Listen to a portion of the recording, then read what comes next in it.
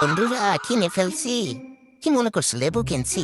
জি না, অতটা ওজনই হতে পারি না আমি, বুঝছা? লেবু কিনতে যাইয়া মাথাটা হট হয়ে গেছিল।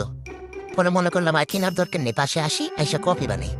এই তো ড্রিল মেশিনটা দিয়ে জম্পেশ কফি বানাবো, খাবো, একটু রিল্যাক্স হবো। কিন্তু সমস্যা কি জানো? ঘরের যত বাসি ইফতার থাকে এগুলো সব আমার খাইতে হয়।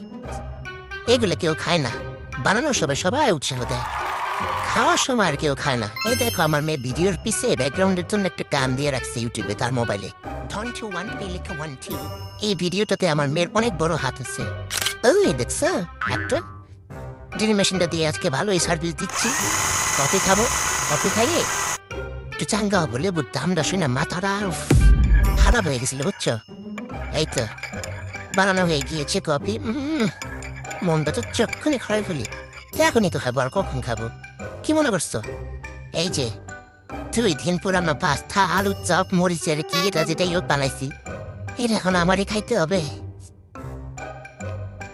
এই তো কি সুন্দর করে খাচ্ছি।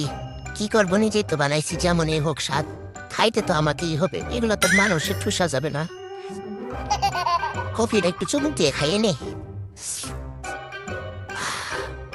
যাক, ভালোই লাগতেছে। লেবুর দামটা শুই না মাথাটা পোল্টি খাইছিলাম। পোল্টিও না, চক্কর মারতেছিল কথাটা শুই না কেমন মাথাটা বিগড়ে গেছিল গে। ধরো কি কইতে কি কই তোর কোথাও কইতে না তুই।